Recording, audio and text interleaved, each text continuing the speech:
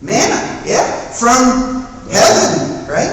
And it just kind of, I don't know, it spontaneously generated in the sky, and it fell, and they went and they gathered it up, and they ate of it, right? Yeah, he's the provider.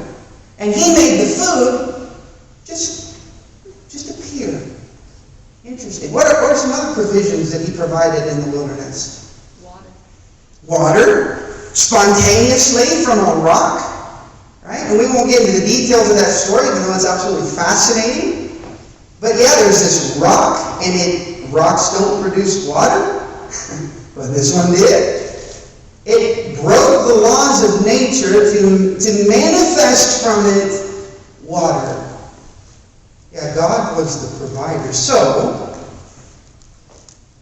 Jesus asked a question in verse 5 of chapter 8 in the book of Mark. How many loaves do you have? Why does he need loaves? Why is he asking this? Now, this is one of those moments I'm not necessarily expecting an answer unless you have one, but think about that. Why, if he is leading people into a wilderness, and we've already made the comparison with God leading the people into the wilderness and him being the provider, and if Jesus is God, why does Jesus need to work with something that already exists if we have examples of God making manna spontaneously appear in the sky and fall to the ground, and water spontaneously appear in a rock where water does not appear? And yet it did. Why is he asking, how many loaves do you have? Does Jesus really need to work with loaves? Can't he create his own loaves? And so when I see things like that, I, as a Bible student, am asking the question, why? Sometimes the answer is, the text doesn't indicate. But I think that maybe there's an answer. Let's keep that in mind as we go. And I hope we have enough time to get to that. And even if we don't, come and talk to me afterwards, because I think it's extremely fascinating. And they say 7. Verse 6, so he commanded the multitude to sit down on the ground, and he took the 7 loaves and gave thanks, broke them, and gave them to his disciples to set before them, and they set them before the multitude. They also had a few small fish, and having blessed them, he said to set them also before them. So they ate and were filled. Now, what was that question that was asked by the disciple? What was the word? Satisfying. And now we've got people filled. Are they satisfied? Who is the satisfier? Jesus. Who is the provider? Jesus. The wilderness scene does not provide for you, but Jesus does. The wilderness scene does not satisfy you, but Jesus does. He is showing something here that is extremely profound. The question is, are they seeing it? That's the question. Are they seeing it? Now, I get it. It's happening before their eyes, isn't it? The disciples are sitting right there. And we indicated that Jesus has performed many miracles in Mark chapters 1 through 7, and it happened before their eyes, but the question is, are they seeing it? Are they really seeing it? It's one thing to say, wow, Jesus, that's really cool, that's really impressive, and it's another thing to truly see the implication. What's the implication? God is our provider. And that's so much deeper than my belly is full. Isn't it? And just in case we don't have time, I'm going to say this. We live in the wilderness, don't we? We live in a world that promises us a whole bunch, and it doesn't keep its promises. It promises to satisfy us, and it doesn't keep its promises. It promises to provide for us, and it doesn't keep its promises. And Jesus is saying, do you see? Do you really see what I'm trying to do here? Because it's way more than just filling your stomach with food. It's making sure you get it. You see it. I am your provider. I'm your satisfier. And you're not going to get that around here, are we? But Jesus will. And so, verse 9, these who had eaten were about 4,000, and he sent them away. Oh, that's disappointing. They came all this way, and now they're leaving. Why? Yeah, and another question, why? Think about it. Well, we won't answer. Maybe there's no answer. I don't know. But I think it's a good question. Immediately, verse 10. Got into the boat with his disciples and came to the region of Dalmanutha. Verse 11, then the Pharisees came out and began to dispute with him, seeking from him a sign from heaven, testing him. What was that manna in the wilderness? That seemed like a sign, didn't it? Came from heaven, didn't it? Came from God, didn't it? What are they asking? If God's on your side, prove it. Right? If God's with you, prove it.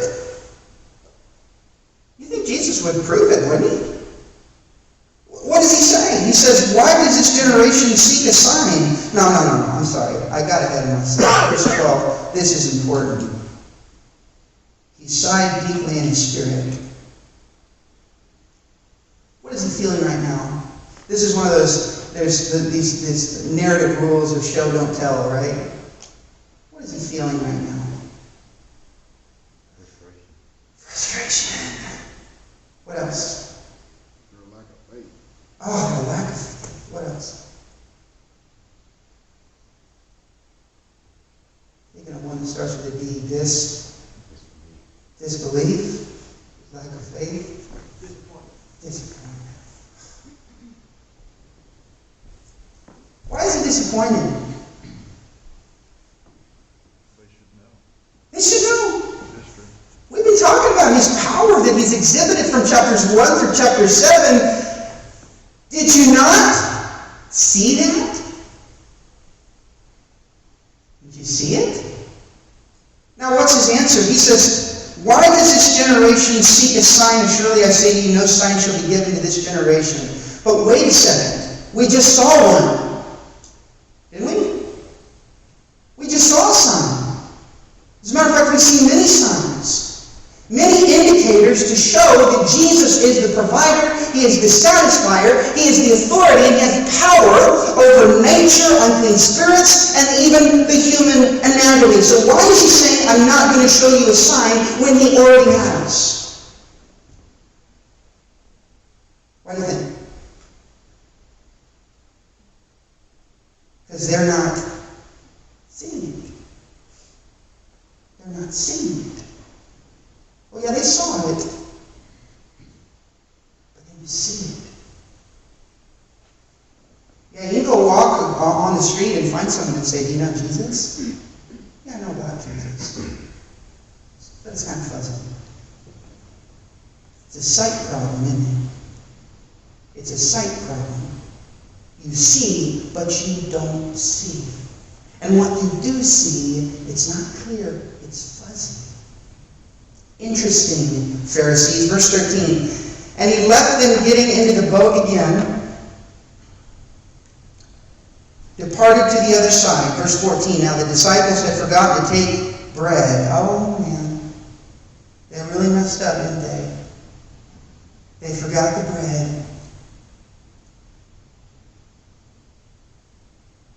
And they did not have more than one loaf with them in the boat. It's not good. Verse 15, then he charged them, saying, take heed. Which is interesting in the Greek. Another way to translate is see to it. It's a sight word. He says, take heed, beware. It's interesting in the Greek, if you look at that word, it's to perceive with the eye. Very interesting. Sight word. He says, of the leaven of the Pharisees and of the leaven of Herod. In other words, disciples, open up your eyes and look what's right in front of you. And don't let it do what's happening to them to you. Don't let that happen. Don't get so caught up. Don't have that sight problem. Don't get so caught up with looking at the things that you want to see. Start looking at the things that I'm showing you. And it's interesting, their response. And they reason among themselves, saying, it is because we have no bread. What is that? They can't see past the physical. They can't see the spiritual part of it. Sight problem. They have a sight problem. They can't see past the physical. They can't see to the spiritual. They can't see what Jesus is actually trying to show them. They just see what they want to see. Now, I got to tell you, you start rooting around in Scripture looking for what you want to see, odds are you're not going to see what God wants to show you. That's interesting, isn't it? And so the disciples, absolutely, they have a sight problem. And Jesus says, why do you reason among yourself? That word, that idea, why are you arguing about this? It's very interesting when we lose sight of what God is trying to show us, we start arguing, don't we? That's when the conflict is. One preacher put it this way, when we're not fishing, we're fighting. I think that's true. When we're not fishing, we're fighting. We need to stop fighting. We need to stop arguing. We need to start looking at Jesus, the provider, the satisfier. And he says, do you not yet perceive, gain insight, is that word perceive, gain insight. Do you not yet perceive, nor understand, comprehend? In other words, are you not taking in the data? Are you not taking in the information and then understanding, processing the data, processing the information, and then understanding what I'm trying to show you? In other words, do you not yet understand what I'm trying to show you? What's the key word there? What's that word that starts with a Y? You see it?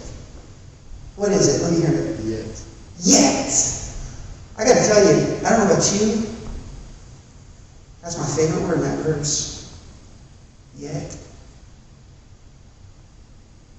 If it weren't for that word, we wouldn't be here.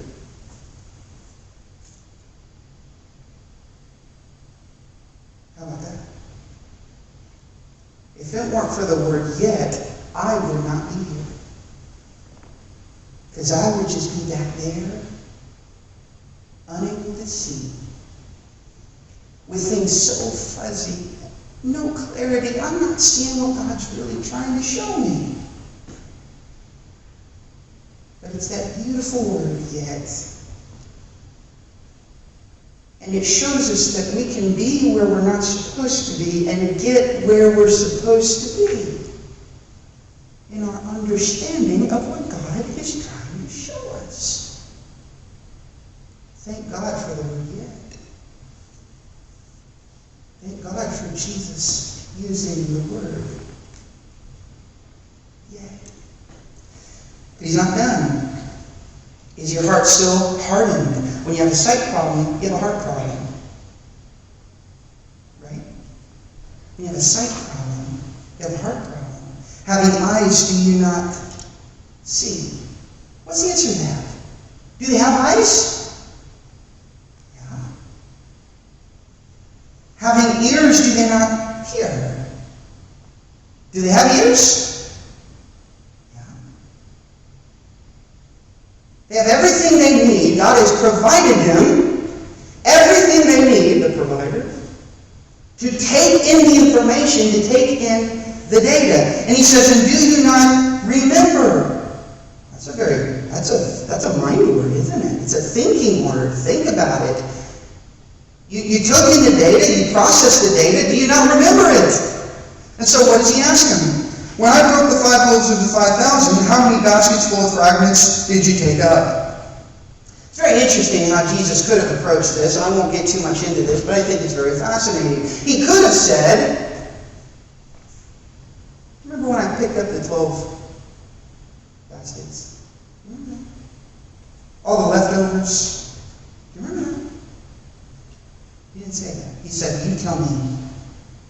You tell me. When Jesus asked the question, he asked the question because he knew the answer. He asked the question because when you answer it, it's your answer. You own it. You own it. It's your answer. And if you say something that doesn't make sense, you say, that doesn't make sense.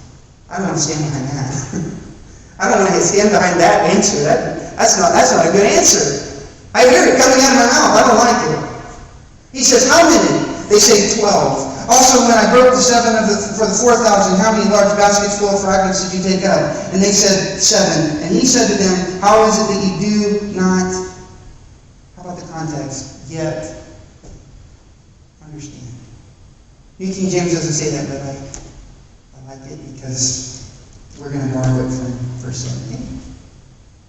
How is it that you do not understand? Yet. Verse 22. Then he came to Bethsaida, and they brought what does it say? Blind man. If that doesn't hit you with a ton of bricks, oh man. You know, a lot of times I think we look at the Gospels and we just see a lot of disconnected scenes in the narrative, and we go, okay, that's an interesting point, that's an interesting point, that's an interesting point. And then I've seen maybe people have preached from this text. I want to preach to you about this blind man. But boy, have we seen, you got to get this in Mark chapter 8, don't you? Jesus, here is a man who has a sight problem. And what does he do? And he begged him to touch him. Why? Because he believed, we talked about faith earlier, he believed that Jesus could provide for him sight, satisfy his sight, restore it. So he took the blind man by the hand and led him out of town, and when he had spit on his eyes and put his hands on him, he asked him if he saw anything. Do you see anything? And he looked up and said, I see men like trees walking. What? What? It doesn't make sense, does it? What's the problem? What's the problem? Blurry. It's blurry. It's fuzzy. Yeah, he's got a little bit of it, but not clarity. I've read some commentaries that they cannot understand why Jesus doesn't just restore his sight the first time. Brethren, do you understand why he doesn't restore the sight the first time?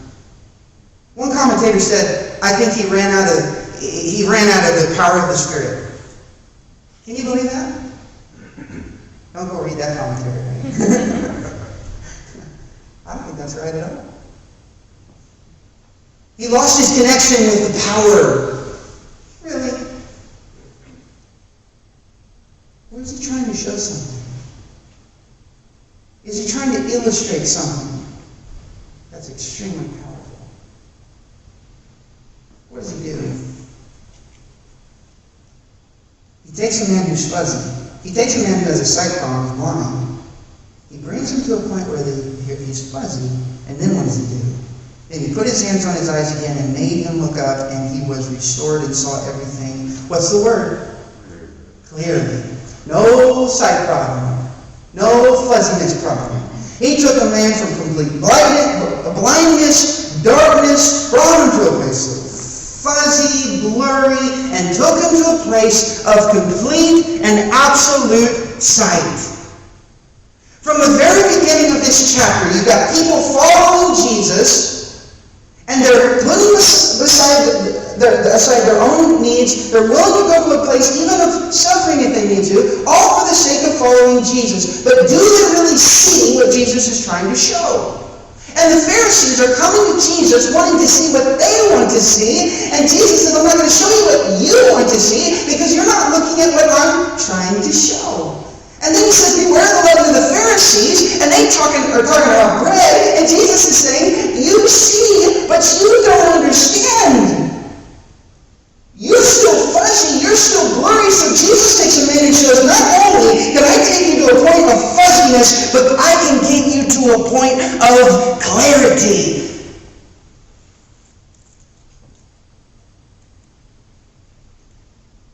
It's not good enough. It's not good enough to just get you to the point where you can barely see. You can barely see the blessings of God. You can barely understand even.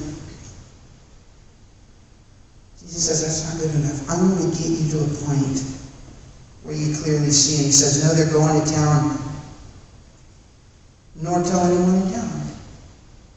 Well, that's disappointing. Why? It's like they sent him on their way, and then I ask why. Maybe it's because they wouldn't understand. Maybe it's because it'd still be a little blurry to them. For the sake of time, let's keep going here. Verse 27, now Jesus and his disciples went out to the towns of Caesarea Philippi, and on the road he asked his disciples, saying to them, who do men say that I am? In other words, when everyone else looks at me, when you see people look at me, what do they see? What do they see? They look at me. What do they see? It's not that their eyes don't work. Their eyes will work. The question is, what do they see? Who do they say that I am? Verse 28. So they answered, John the Baptist, but some say Elijah, and others one of the prophets. Not quite. Not quite. I see men walking like trees. Not quite. Close! Isn't Jesus the prophet that's prophesied in the Old Testament through Moses? Yeah. Was it? Didn't John the Baptist prepare the way? Yeah.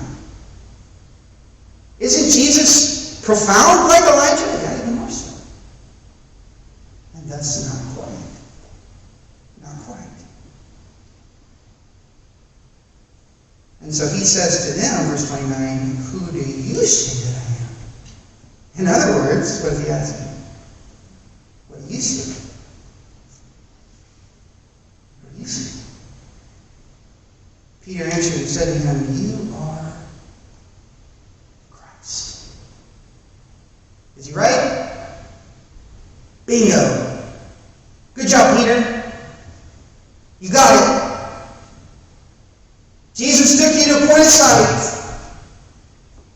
You passed the test. Well done. Is that it? That's not it. That's a good starting point. Figuring out who Jesus is a good starting point. Figuring out the significance of who he is a good starting point. Getting to the point where you say, Jesus, you're the Christ, that's a good starting point. That's not it. That's not it. Isn't that similar to a young Christian who says, I believe Jesus is the Son of God? Yeah. That is a good starting point. It's a good starting point. You got a little bit of sight, haven't you? Is there clarity? Is there clarity? Really, what have we seen? Clarity is recognizing that Jesus is the Christ, he is the provider, he is the satisfier, and he cannot just take you to a point of blurriness, but he can take you to a point of clarity. So yes, saying Jesus is the Christ is a great starting point, but that's not good enough because Jesus wants to get us to a point of clarity. And so, verse 30, then he strictly warned them that they should tell no one about it. Oh, that's disappointing. Not yet, at least. Verse 31, and he began to teach them that the Son of Man must suffer many things, be rejected by the elders, and chief priests and scribes, and be killed, and after 3 days rise again. And he spoke the word openly. Then Peter took him aside and began to rebuke him. What's wrong with Peter? What's wrong with him? He can't see. He can't see. Now, he's got eyes, doesn't he?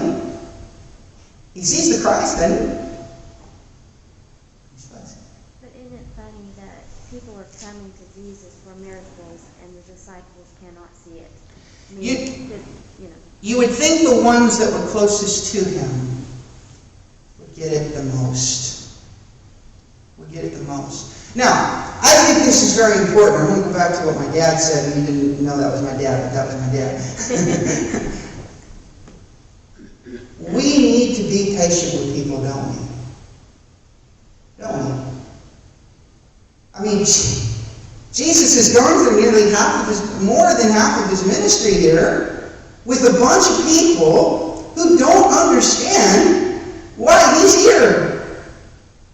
They don't get it. They don't see it. And Jesus doesn't say, stop following because you don't get it. He says, no, keep following because I'm the only one that can get you where you need to be. And when you're studying with someone or you're talking to someone and boy, they are frustrating you. Right? Remember that deep sigh. They're frustrating you. They're disappointing you. You be patient with them. Me too. We need to be patient with them. Because the last thing we need to do is push them away from Jesus when Jesus is the only one that can give them clarity of sight. We need to pull them closer to Jesus, don't we? Don't we? Comments or questions? All right. We're going through a lot, so a lot of data, a lot of information. Verse 33, but when he had turned around and looked at his disciples, he rebuked Peter, saying, Get behind me, Satan, for you are not mindful of the things of God, but the things of men. Mindful, phroneo in the Greek, to set one's mind on. Go back to that question, do you not remember? That's a mind word.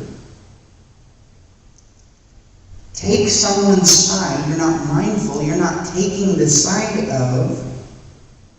To espouse or adopt or support someone's cause. Whether it's Peter, you're not on my side right now. You're anti my side. Anti Christ. The devil. Who's against Christ? Satan. Satan wants the opposite to happen. Satan doesn't want him to go and suffer at the hands of the elders and the scribes, right? Why? Because if he does that, we get our sins forgiven through his blood, don't we?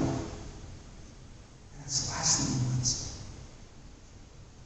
And right here, Peter, that's the last thing he wants. Fuzzy. But the things of men. And that's how we all start, don't we? We don't start on God's side, do we? I mean, that's what conversion is all about. It's changing from being on the side of the world to being on the side of God. Verse 34, when he had called the disciples to himself with his disciples also, when he had called the people to himself with his disciples also, he said to them, whoever desires, wants to come after me, let him deny himself, take up his cross, and follow me. Interesting. Does that remind you of something? Has anything happened in chapter 8 where people put their needs on the back burner, were willing to suffer in order to follow Jesus? Anybody? How about at the beginning of chapter 8? Who was it? The multitude. That doesn't mean they had clarity of sight, but I think it's very interesting that perhaps Mark is trying to illustrate this is what this looks like. It's almost like every single point in chapter 8 is illustrating this thing. You got people who are willing to do it, but they have poor sight. You got people who are coming to him that want to see what they want to see, poor sight. You got the disciples who are seeing the wrong thing, poor sight. And then you got Jesus who takes a man from blindness into fuzziness into sight. And then you got Peter who sees, but he's got it all wrong. He's on the wrong side, poor sight. And with every single one of them, what do they need to do? They need to deny themselves. They need to pick up the cross, and they need to follow Jesus. Deny themselves, put their own needs, put their own wants on the back burner, and have the desire, the want to follow Jesus, to pick up the cross, the emblem of suffering and shame. Are you and I willing to do that and follow Jesus? Are we willing to do that? Yeah. What are your thoughts on Jesus using this Roman form of death at this particular juncture of teaching? Why invoke the image of the cross? Does that even make sense? I mean, if I was standing there, I admit I'd be a little confused. Does the law talk about hanging on a tree? It's cursed.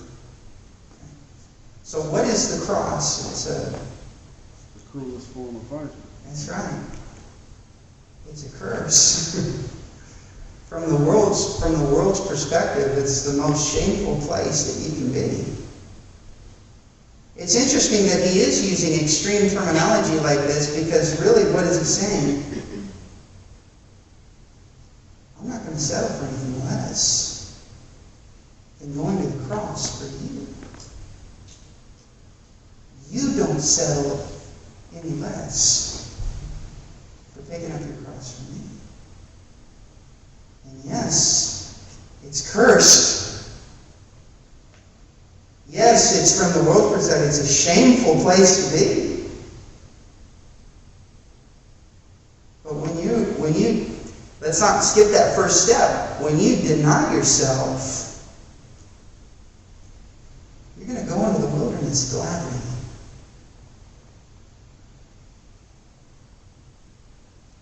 The challenge in life is the pull from the world to pull you away from Jesus. It's easier, so they say. There's less shame, there's less curse, there's less suffering. Are they right? No. And as a matter of fact, it's interesting because when Jesus talks on the Sermon on the Mount on building on your house, on what kind of foundation did he talk about? Sand and what? Rock? What's the constant there? What's the constant? Because you've got sand and you've got rock and you've got a house, and then what comes to both of them? Storms.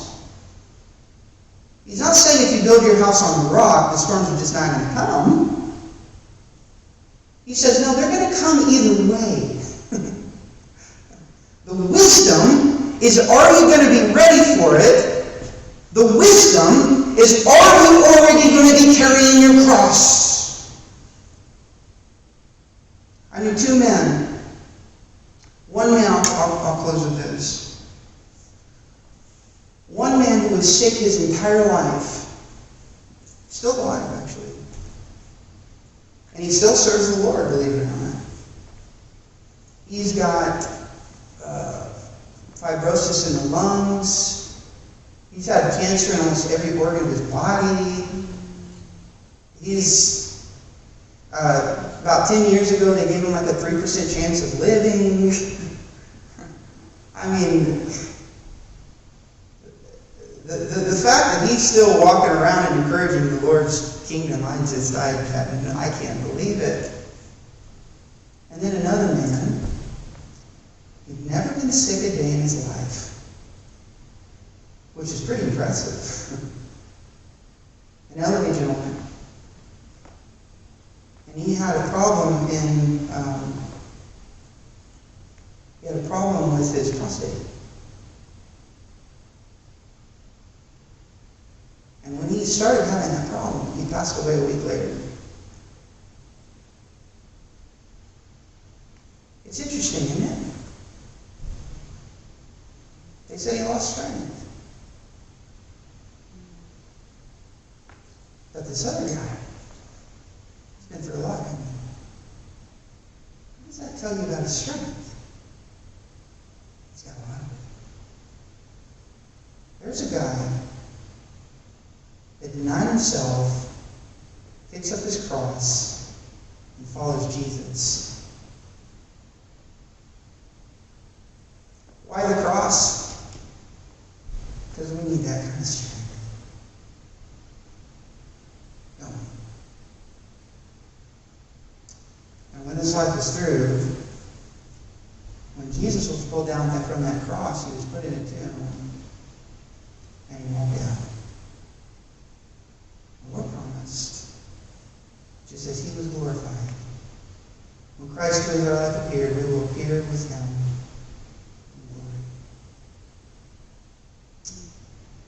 You see it? All right, we're done. That's all I got. Let's close with a word of prayer.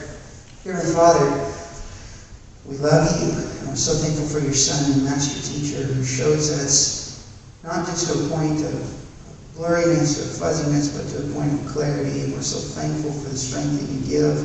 We're so thankful for the wisdom that you give, and you prepare us for everything that this life brings at us, and you're with us every step of the way. And we're so thankful for the hope that you've promised us, and that we have full assurance of, and it's through your Son that we pray to you.